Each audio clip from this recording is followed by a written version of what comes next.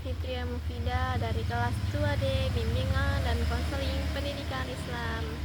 Jadi di sini saya akan memenuhi tugas mata kuliah saya atau UAS mata kuliah Ilmu Pendidikan Islam dengan dosen pengampu Ibu Fitra Herlinda.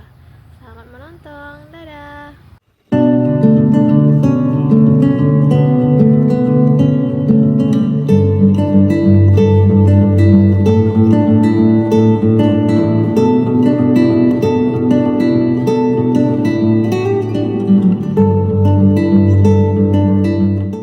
Jadi poin yang pertama itu ada pengertian relevansi pendidikan Islam.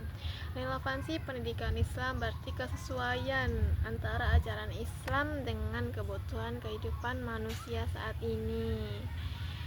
Jadi pendidikan Islam tidak hanya fokus pada ibadah, tetapi juga kehidupan sosial, ekonomi, dan ilmu pengetahuan.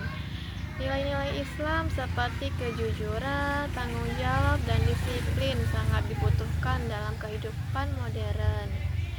Dengan relevansi ini, pendidikan Islam bisa menjadi solusi bagi berbagai masalah zaman, seperti moral dan sosial. Jadi intinya itu, pendidikan Islam harus tetap berpegang pada ajaran Islam, tetapi mampu mengikuti perkembangan zaman. Nah, poin kedua ada landasan pendidikan Islam. Landasan adalah dasar yang menjadi pijakan dalam pendidikan Islam. Landasannya itu ada 4. Yang pertama ada Al-Quran, sumber utama yang berisi petunjuk hidup manusia, baik dalam aspek ibadah maupun kehidupan sehari-hari. Yang kedua itu ada hadis, penjelasan dari Al-Quran dan contoh nyata dari Rasulullah dalam menjalankan kehidupan. Yang ketiga ada ijtihad, usaha para ulama untuk menetapkan hukum atau solusi baru sesuai perkembangan zaman. Dan yang terakhir ada nilai Islam seperti keadilan, kejujuran, dan perkembangan yang harus diterapkan dalam kehidupan.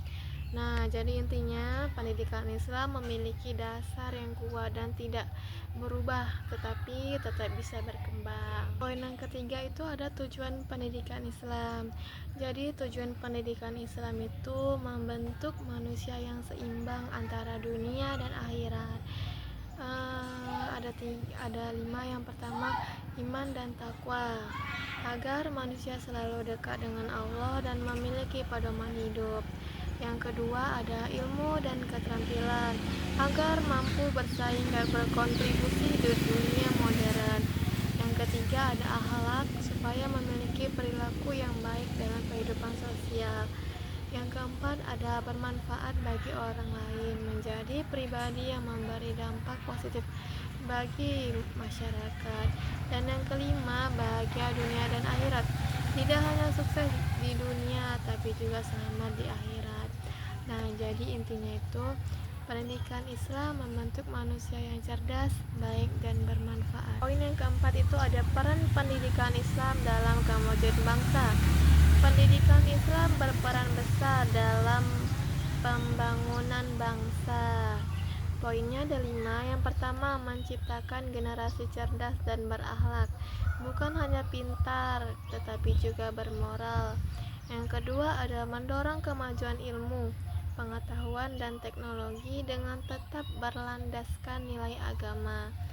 Poin ketiga itu menanamkan sikap seperti jujur, disiplin, dan tanggung jawab yang penting dalam dunia kerja.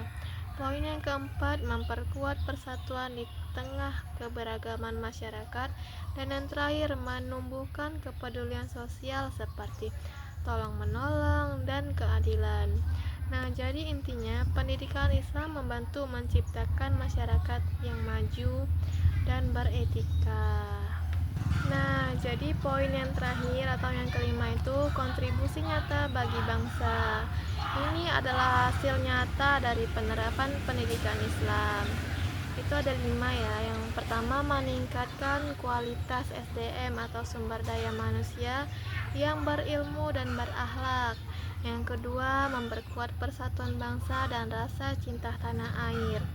Nah, yang ketiga, mendorong pembangunan yang berkelanjutan dan bermoral. Yang keempat, melahirkan pemimpin yang adil dan bijaksana. Dan yang terakhir, memberikan solusi atas masalah sosial dengan nilai Islam yang penuh kasih atau rahmatan lillahi alamin. Intinya, pendidikan Islam memberikan dampak langsung dalam kemajuan dan kesejahteraan bangsa. Dadah.